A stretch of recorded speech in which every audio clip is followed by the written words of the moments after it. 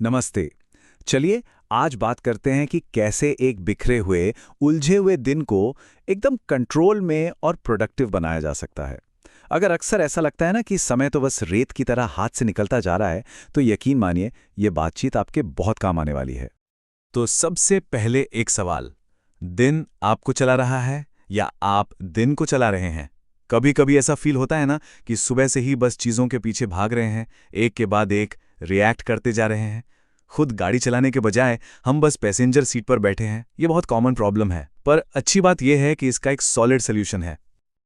अब जरा इस फर्क को देखें, कितना साफ है। एक तरफ बिना प्लान वाला दिन, मतलब पूरा केओस, स्ट्रेस और समझ ही नहीं आ रहा कि पहले क्या करें। और दूसरी तरफ एक प्लान के साथ वाला दिन, जहां सब कुछ क्लियर है, कॉन्फिडेंस है और सबसे बड़ी बात कंट्रोल है। सोचिए, बस एक छोटी सी आदत और कितना बड़ा फर्क। तो सवाल ये उठता है कि इस केओस से इस क्लैरिटी तक का सफर कैसे तय किया जाए? जवाब बहुत सीधा है, हर दिन की प्लानिंग करना। ये वो पुल है जो एक स्ट्रेस से भरे दिन को एक कामयाब दिन से जोड़ता है। और ये सिर्फ कहने की बात नहीं है, इसके पीछे पक्के आंकड़े भी हैं। देखिए, जो प्रोफेशनल्स अपने दिन की प्लानिंग करते हैं ना, वो 40% ज्यादा काम, और वो भी सादा अच्छे से, पूरा कर पाते हैं। इसका मतलब पता है क्या है? हर हफ्ते में आपको लगभग 2 दिन का एक्स्ट्रा काम मिल जाता है। अब इससे बड़ा कारण और क्या हो सकता है इस आदत को अपनाने का? ठीक है, तो अब मुद्दे पर आते हैं। एक अच्छी असरदार डेली प्लान बनाने के लिए ना 4 मेन बिल्डिंग ब्लॉक्स हैं। इन्हें समझ लिया तो समझिए कि एक प्रोडक्टिव दिन की नींव रख दी। ये प्रोसेस दिखने में सिंपल है पर बहुत पावरफुल है। सबसे पहले ब्रेन डंप, मतलब दिमाग में जो कुछ भी चल रहा है उसे बाहर निकाल के लिख डालो।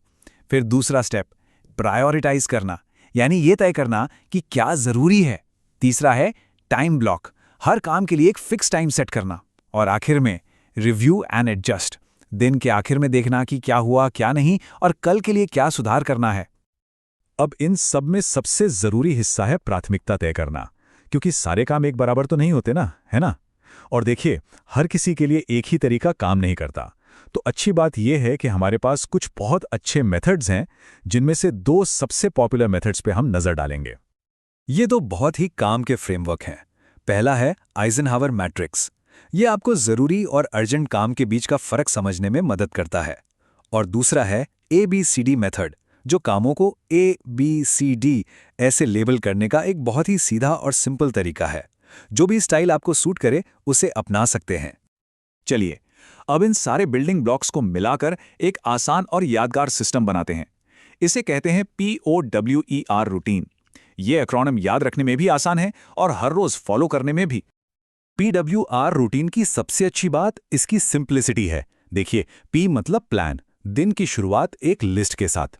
O मतलब ऑर्गेनाइज, एक जैसे कामों को एक साथ कर लो। W मतलब वर्क इन ब्लॉक्स, 45 से 60 मिनट का डीप फोकस। E मतलब इवैल्यूएट, देखो कि क्या क्या पूरा हुआ। और R मतलब रिफ्लेक्ट, दिन खत्म होने पर कल की तैयारी करो। ये एक पूरा साइकिल है जो चलता रहता है और प्रोडक्टिविटी को बढ़ाता है। अच्छा, अब आते हैं कुछ एकदम सिंपल रूल्स पर। ये ऐसे हैक्स हैं जिन्हें आज से ही, अभी से ही लागू किया जा सकता है। ये छोटे छोटे नियम आपकी प्लानिंग को और भी सॉलिड बना देंगे। ये नियम बहुत काम के हैं। पहला है 2 मिनट रूल। कोई काम 2 मिनट से कम का है तो सोचो मत, बस कर डालो। फिर है 135 रूल। दिन में एक बड़ा, 3 मीडियम और 5 छोटे काम का टारगेट रखो। मीटिंग्स के बीच में बफर टाइम जरूर छोड़ो, थोड़ा सांस लेने के लिए। और हाँ, अपने फोकस टाइम को बचा कर रखो, उस समय कोई डिस्टर्बेंस नहीं। और आखिर में बेंजामिन फ्रैंकलिन की ये बात सदियों पहले कही गई थी, पर आज भी एकदम फिट बैठती है।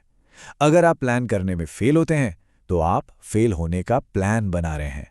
मतलब प्लानिंग में लगा थोड़ा सा वक्त आपको बाद के बहुत बड़े स्ट्रेस और फेलियर से बचा लेता है।